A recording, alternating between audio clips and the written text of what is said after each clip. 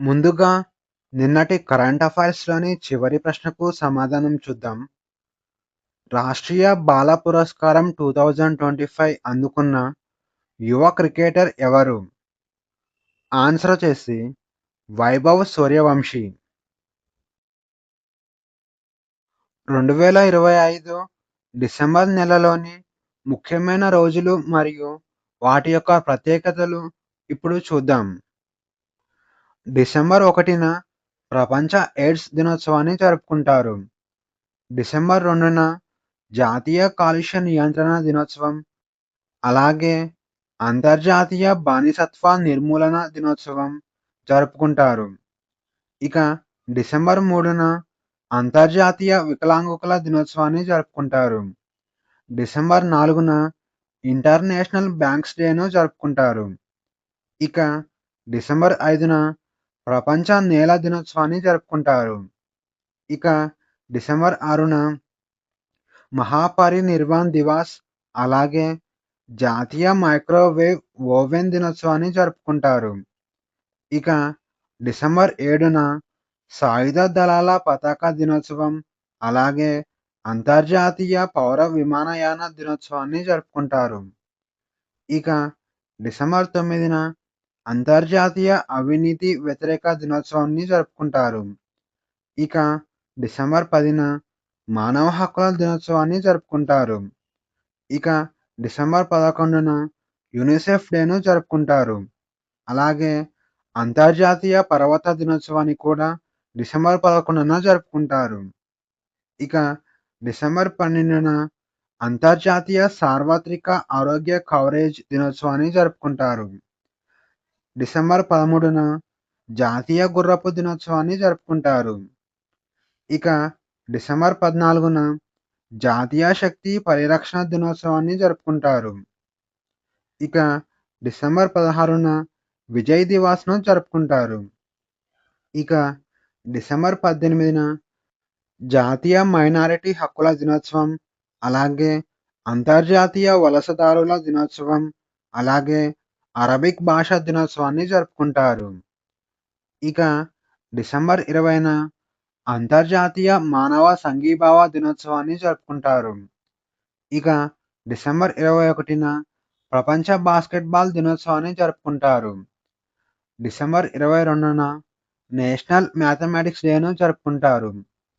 ఇక డిసెంబర్ 23న కిసాన్ దివాస్‌ను జరుపుకుంటారు. ఇక డిసెంబర్ 24న జాతీయ వినియోగదారుల హక్కుల దినోత్సవాన్ని జరుపుకుంటారు. ఇక డిసెంబర్ 26న వీర్ బల్ దివాస్, అలాగే బాక్సింగ్ డేను జరుపుకుంటారు. ఇక డిసెంబర్ 27న అంతర్జాతీయ అంటువ్యాధి సంసిద్ధత దినోత్సవాన్ని జరుపుకుంటారు. రాష్ట్రపతి ద్రౌపది ముర్ము అరుదైన ఘనత. డిసెంబర్ 28న రాష్ట్రపతి ద్రౌపది ముర్ము అరుదైన ఘనత సాధించారు. భారత నౌకాదళ శక్తి సామర్థ్యాలకు ప్రతీకగా నిలిచే స్వదేశీ సబ్మెరైన్ ఐఎన్ఎస్ వాక్షీర్‌లో రాష్ట్రపతి ద్రౌపది ముర్ము ప్రయాణించారు. కర్ణాటకలోని కార్వార్ నావికా కేంద్రం నుంచి సముద్రం అడుగున ఈ యాత్ర కొనసాగింది. ఈ యాత్రలో ద్రౌపది ముర్ము సాయుధ దళాల సుప్రీం కమాండర్‌గా పాల్గొన్నారు. సుమారు 2 గంటల పాటు ఈ యాత్ర కొనసాగింది. దీంతో ఈ ఘనత సాధించిన రెండవ రాష్ట్రపతిగా ద్రౌపది ముర్ము రికార్డు సాధించారు. గతంలో అబ్దుల్ కలాం ఐఎన్ఎస్ సింధు రక్షక్‌లో ఈ యాత్ర చేపట్టాడు. ఇక ఐఎన్ఎస్ వాక్షీర్ గురించి చూస్తే, ఐఎన్ఎస్ వాక్షీర్‌ను ముంబైకి చెందిన Mazagon dock ship builders limited నిర్మించింది. ప్రాజెక్టు 75లో భాగంగా స్వదేశీ పరిజ్ఞానంతో ఈ నౌకను నిర్మించారు. ఇక ఈ నౌక కల్వరి తరగతికి చెందిన 6వ నౌక. ఈ నౌక 67.5 మీటర్ల పొడవు ఉంటుంది. అలాగే 12.3 మీటర్ల ఎత్తు ఉంటుంది. ఇక ఈ నౌక ఉపరితలంలో 1615 టన్నుల బరువు ఉంటుంది. అలాగే నీటి అడుగున 1775 టన్నుల బరువు ఉంటుంది. ఇక ఈ నౌక 20 నాట్ల వేగంతో ప్రయాణించగలదు. అలాగే 350 మీటర్ల లోతులో పనిచేయగలదు. ఇక ఈ నౌకలో 43 మంది ప్రయాణించవచ్చు. ఐఎన్ఎస్ సింధు ఘోష్ డిసెంబర్ 19, 2025న భారత నావికాదళంలోని ఐఎన్ఎస్ సింధు ఘోష్‌ను విధుల నుంచి తొలగించారు. ఐఎన్ఎస్ సింధు ఘోష్ సుమారు 40 సంవత్సరాలు భారత నావికాదళానికి సేవలు అందించింది. ఇక ఈ ముగింపు వేడుకను ముంబైలోని నావల్ డాక్యార్డ్‌లో జరిగింది. ఇక ఐఎన్ఎస్ సింధు ఘోష్ ముగింపు కార్యక్రమానికి వైస్ అడ్మిరల్ కృష్ణస్వామినాథన్, మాజీ naval staff chief admiral VS Shekhawat మరియు రెండవ commanding officer captain KR Ajrekar హాజరయ్యారు. ఇక లెఫ్టినెంట్ కమాండర్ రజత్ శర్మ ఆధ్వర్యంలో ఐఎన్ఎస్ సింధు ఘోష్‌ను అధికారికంగా ఉపసంహరించుకున్నారు. ఇక ఐఎన్ఎస్ సింధు ఘోష్ 1985వ సంవత్సరంలో భారత నావికాదళంలో చేరింది. దీనిని రోర్ ఆఫ్ ద సీ అని కూడా పిలుస్తారు. ఐఎన్ఎస్ సింధు ఘోష్ 3100 టన్నుల బరువు ఉంటుంది. అలాగే 17-19 నాట్ల వేగంతో ప్రయాణించగలదు. ఈ నౌక 72.6 మీటర్ల పొడవు ఉంటుంది. అలాగే 240 మీటర్ల ఆపరేషనల్ డైవింగ్ లోతు కలిగి ఉంటుంది. గరిష్టంగా 300 మీటర్ల నీటి అడుగున ఈ నౌక ప్రయాణించగలదు. ఇక ఈ నౌకలో మొత్తం 52 మంది ప్రయాణించవచ్చు. వీర్ బల్ దివాస్ 2025 వీర్ బల్ దివాస్‌ను ప్రతి సంవత్సరం డిసెంబర్ 26న జరుపుకుంటారు. 10వ సిక్కు గురువు గురు గోవింద్ దాస్ యొక్క కుమారుల త్యాగాన్ని గౌరవించడానికి 2022 సంవత్సరం నుంచి డిసెంబర్ 26న వీర్ బల్ దివాస్‌ను జరుపుకుంటున్నాము.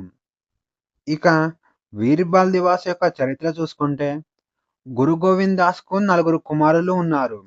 వారు సాహిబ్‌జాదా అజిత్ సింగ్, సాహిబ్‌జాదా జుజు సింగ్, సాహిబ్‌జాదా జొరావర్ సింగ్, సాహిబ్‌జాదా ఫతే సింగ్. అయితే 1704, 1705 సంవత్సరంలో ఆనందపూర్ ముట్టడి సమయంలో గురు గోవింద్ సింగ్ తన పిల్లలతో కలిసి యుద్ధంలో పాల్గొన్నాడు.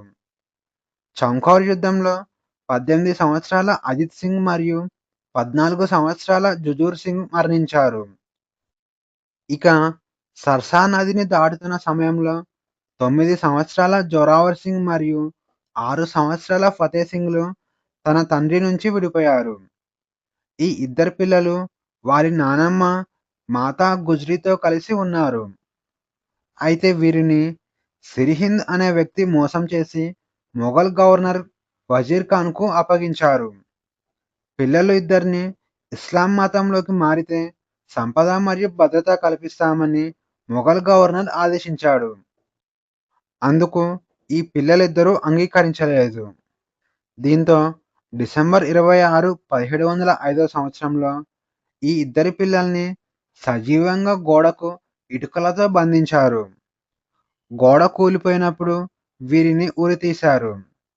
అలా వీరు అమరులయ్యారు. ఇక ఆ మరణ వార్త విన్న తమ నానమ్మ కొద్దిసేపటికే మరణించింది. ఈ పిల్లల బలిదానాల గుర్తింపుగా 2022 సంవత్సరంలో ప్రతి సంవత్సరం వీర్ బాల్ దివాస్‌ను జరుపుకోవాలని కేంద్రం నిర్ణయించింది. అందుకే ఈ రోజున 5-18 సంవత్సరాల పిల్లలు చేసిన కృషికి రాష్ట్రీయ బాల పురస్కారాలు అందజేస్తారు. 33 సంవత్సరాల తర్వాత టైగర్ స్టేట్‌గా గుర్తింపు పొందిన రాష్ట్రం. వన్యప్రాణుల సంరక్షణలో గుజరాత్ ముందడుగు సాధించింది. 33 సంవత్సరాల తర్వాత టైగర్ స్టేట్‌గా గుజరాత్ రాష్ట్రం మళ్లీ గుర్తింపు పొందింది. ఫిబ్రవరి 2025లో మగ పులి మధ్యప్రదేశ్ నుంచి గుజరాత్కు వచ్చింది. చివరిగా రతన్ మహల్ వన్యప్రాణుల అభయారణ్యంలో స్థిరపడింది. ఈ పులి దాదాపు 10 నెలలుగా ఈ వన్యప్రాణుల అభయారణ్యంలో నివాసం ఉంటుంది. ఇక దీనిని నేషనల్ టైగర్ కన్జర్వేషన్ అథారిటీ అధికారికంగా ఆమోదం తెలిపింది. ఆల్ ఇండియా టైగర్ ఎస్టిమేషన్ 2026లో గుజరాత్ రాష్ట్రానికి కూడా చోటు కల్పించింది. అయితే గతంలో గుజరాత్‌లో పులులు కనిపియకపోవడంతో 1992 సంవత్సరంలో టైగర్ సెన్సస్ జాబితా నుంచి గుజరాత్ స్థానం కోల్పోయింది. మళ్ళీ 2025 సంవత్సరంలో గుజరాత్ రాష్ట్రం టైగర్ స్టేట్‌గా గుర్తింపు పొందింది. Global food city rankings 2025-26 global food city rankings 2025-26ను టేస్ట్ అట్లాస్ వరల్డ్ అనే సంస్థ విడుదల చేసింది. ప్రపంచంలో మొత్తం 18,828 నగరాల నుంచి సేకరించిన డాటా ఆధారంగా ఈ నివేదికను రూపొందించారు. ప్రాంతీయ మరియు జాతీయ వంటకాల సగటు రేటింగ్స్, స్థానిక తినుబండారాల ప్రామాణికత, నగర ఆహార సంస్కృతిపై ఉన్న ప్రజాదరణ ఆధారంగా ఈ ర్యాంకింగ్స్‌ను రూపొందించారు. ఇక ఈ నివేదిక ప్రకారం మొదటి 10 స్థానాలలో ఉన్న ఫుడ్ సిటీస్ గురించి ఇప్పుడు చూద్దాం. 4.99 స్కోర్‌తో ఇటలీలోని నేపుల్స్ నగరం మొదటి స్థానంలో ఉండగా, 4.99 స్కోర్‌తో ఇటలీలోని మిలాన్ నగరం రెండవ స్థానంలో ఉంది. ఇక 4.98 స్కోర్‌తో ఇటలీలోని బొలాగ్నా నగరం మూడవ స్థానంలో ఉండగా, 4.89 స్కోర్‌తో ఇటలీలోని ఫ్లోరెన్స్ నగరం నాలుగవ స్థానంలో ఉంది. ఇక 4.78 స్కోర్‌తో ఇండియాలోని ముంబై నగరం ఐదవ స్థానంలో ఉండగా, 4.78 స్కోర్‌తో ఇటలీలోని జెనోవా నగరం ఆరవ స్థానంలో ఉంది.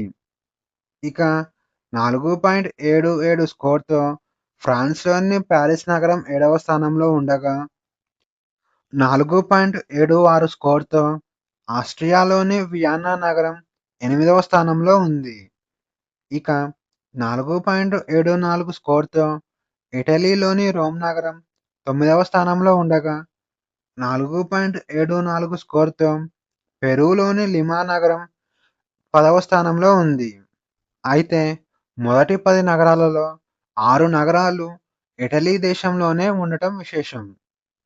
ఇక ఈ నివేదికలో మొదటి 100 స్థానాలలో ఉన్న భారతీయ నగరాల వివరాలు చూస్తే, ఢిల్లీ 48వ స్థానంలో ఉండగా, అమృత్సర్ 53వ స్థానంలో ఉంది.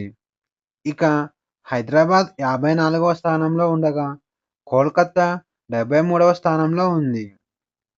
ఇక చెన్నై 93వ స్థానంలో నిలిచింది. చీఫ్ సెక్రటరీ నేషనల్ కాన్ఫరెన్స్ 2025 ప్రధాని మోడీ ఆధ్వర్యంలో 3 రోజుల పాటు national conference of chief secretary సదస్సు జరిగింది. 5వ ఎడిషన్ అయిన ఈ సదస్సు ఢిల్లీలో నిర్వహించారు. ఈ సదస్సు డిసెంబర్ 26 నుంచి డిసెంబర్ 28 వరకు 3 రోజుల పాటు జరిగింది. ఇక చీఫ్ సెక్రటరీ నేషనల్ కాన్ఫరెన్స్ 2025 యొక్క థీమ్ వచ్చేసి human capital for Viksit Bharat.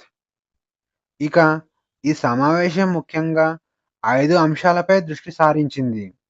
అవి బాల్య విద్య, పాఠశాల విద్య, ఉన్నత విద్య, స్కిల్ డెవలప్మెంట్ మరియు క్రీడలు వంటి అంశాలపై ఈ సమావేశంలో దృష్టి సారించారు. రాష్ట్రీయ బాల పురస్కారం 2025 రాష్ట్రీయ బాల పురస్కారాలను బీర్బల్ దివాస్ సందర్భంగా డిసెంబర్ 26న అందజేశారు. గురు గోవింద్ సింగ్ యొక్క కుమారుల బలిదానాల జ్ఞాపకార్థం ప్రతి సంవత్సరం డిసెంబర్ 26న వీర్ బల్ దివాస్‌ను జరుపుకుంటారు. ఇక రాష్ట్రీయ బాల పురస్కారం గురించి చూస్తే, 5-18 సంవత్సరాల వయసు గల పిల్లలకు ఇచ్చే భారతదేశపు అత్యున్నత పురస్కారం.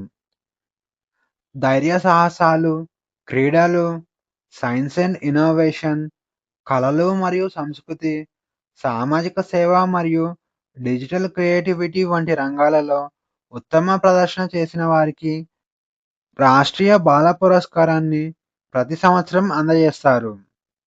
ఇక రాష్ట్రపతి భవన్‌లో జరిగిన ఈ కార్యక్రమంలో రాష్ట్రపతి ద్రౌపది ముర్ము ఈ అవార్డులను ప్రదానం చేశారు.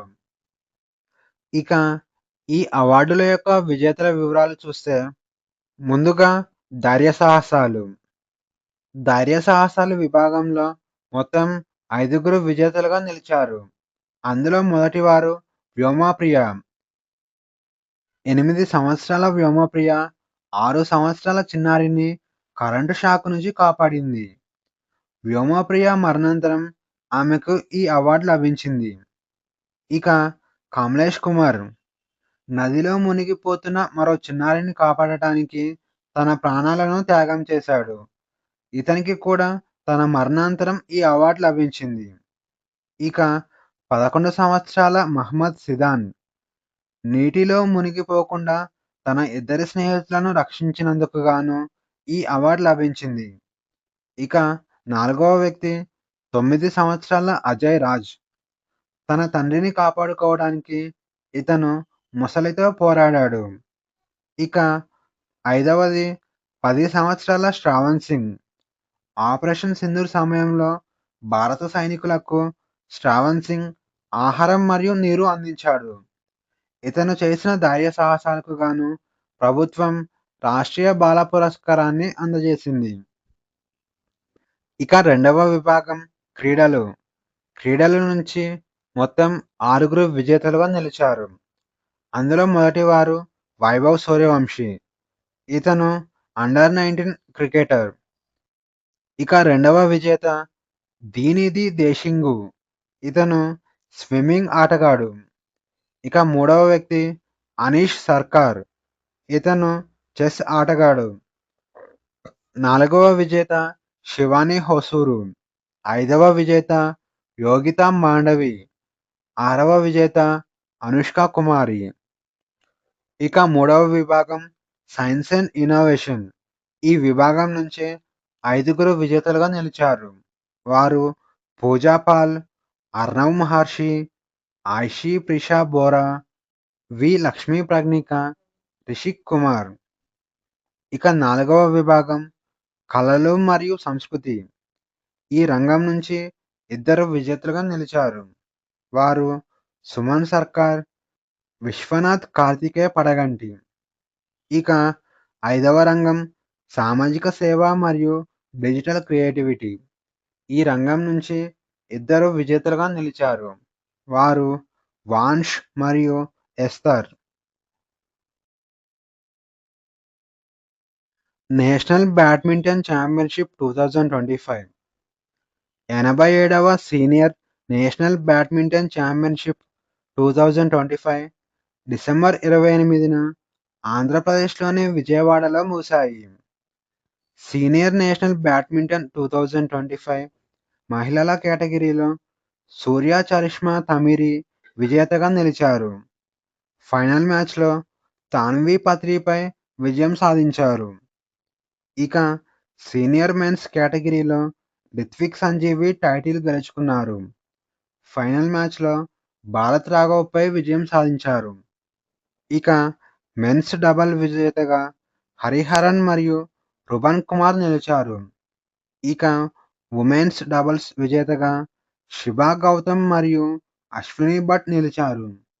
ఇక మిక్స్డ్ డబుల్స్ విజేతగా సాత్విక్ రెడ్డి, రాధికా శర్మ నిలిచారు.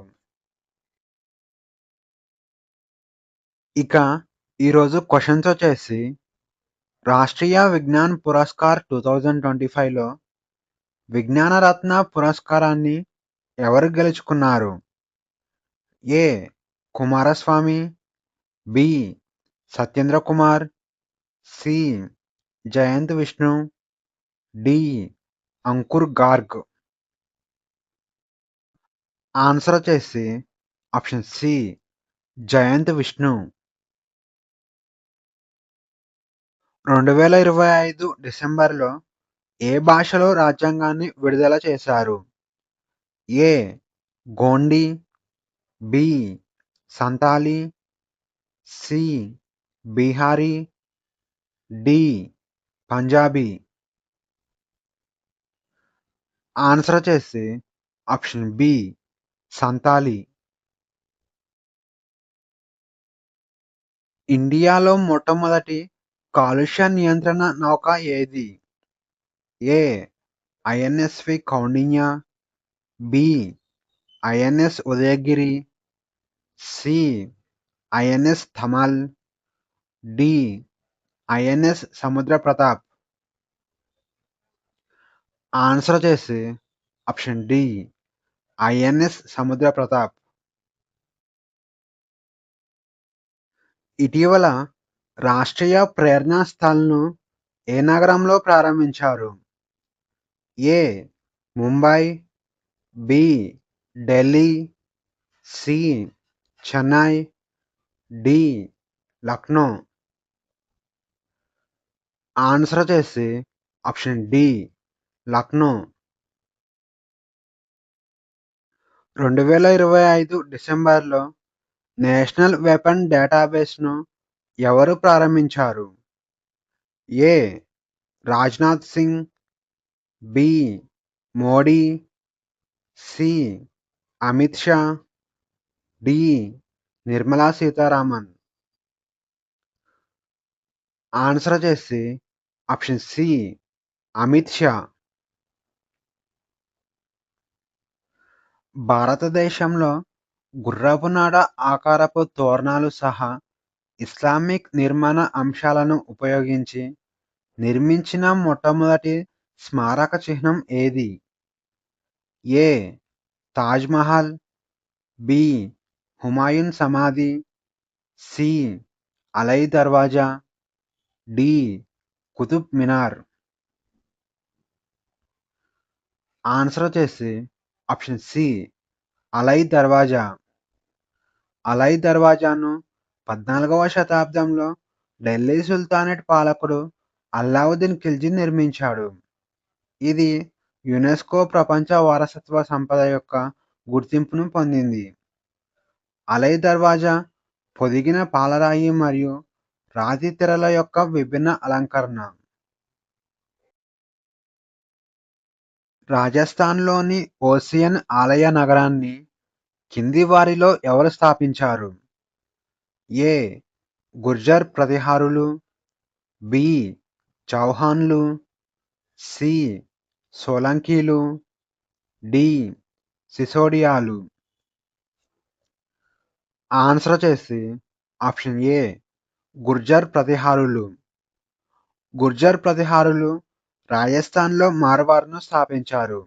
అలాగే జోధ్పూర్ సమీపంలోని ఓసియన్ టెంపుల్ సిటీని నిర్మించారు. మధ్యయుగ భారతదేశంలో ఉపయోగించిన మణిగ్రామం అనే పదానికి కింది వాటిలో సరైన అర్థం ఏమిటి? ఏ గ్రామాల సంఘం, బి వివిధ మార్కెట్ల సముదాయం, సి వ్యాపారుల సంఘం, డి ఒక చిన్న గ్రామంలో పరిపాలనా విభాగం. ఆన్సర్ వచ్చేసి ఆప్షన్ సి వ్యాపారుల సంఘం. మణిగ్రామం గిల్డ్ అనేది వ్యాపార సంస్థ. క్రీస్తు శకం 9వ శతాబ్దంలో ఇది కేరళ తీరం వెంబడి కనిపించింది. ఇక హెర్మన్ గుండర్ట్ ప్రకారం మణిగ్రామం ప్రజలు సిరియన్ క్రైస్తవ వ్యాపారుల యొక్క వారసులు. ఔరంగజేబు మరణం తర్వాత కింది మొఘల్ చక్రవర్తులలో ఎవరు మొదటిసారిగా జిజియా పన్నును రద్దు చేశారు? A Jahandar Shah, B Rafiul Darjat, C Muhammad Shah Rangeela, D Farrukh Siyar. Answer వచ్చేసి ఆప్షన్ ఏ జహాందర్ షా. 16వ శతాబ్దంలో మొఘల్ పాలకుడు అక్బర్ జిజియాను రద్దు చేశాడు. కానీ 17వ శతాబ్దంలో ఔరంగజేబు దీనిని తిరిగి ప్రవేశపెట్టాడు. ఇక ఔరంగజేబు మరణం తర్వాత జహాందర్ షా జిజియా పన్నును రద్దు చేశాడు. అక్బర్ ఆస్థాన పండితులలో అథర్వణ వేదాన్ని పర్షియన్ భాషలోకి అనువదించింది ఎవరు? A. Haji Ibrahim Sirhind, B. Abdul Qadir Badayuni, C. Naqib Khan, D. పైవేవి కావు. ఆన్సర్ వచ్చేసి ఆప్షన్ ఏ హాజీ ఇబ్రహీం సర్హింద్. అక్బర్ భాషా నైపుణ్యం కలిగిన పండితుల కమిటీని కలిగి ఉన్నాడు. వారిలో నకీబ్ ఖాన్, ముల్లా అబ్దుల్ ఖాదిర్ బదయుని, ముల్లా షేరి మొదలైన వారు ఉన్నారు. ఇక అథర్వణ వేదాన్ని హాజీ ఇబ్రహీం సర్హింద్ అనువదించారు. Question of the day. భారతదేశపు ఫిన్లాండ్ అని ఏ రాష్ట్రాన్ని పిలుస్తారు? ఈ ప్రశ్నకు సమాధానం తెలిస్తే కామెంట్లో తెలియజేయండి. ఈ వీడియోలోని కంటెంట్ మీకు నచ్చినట్లయితే లైక్ చేయండి, షేర్ చేయండి, అలాగే సబ్స్క్రైబ్ చేసుకోవడం మర్చిపోకండి.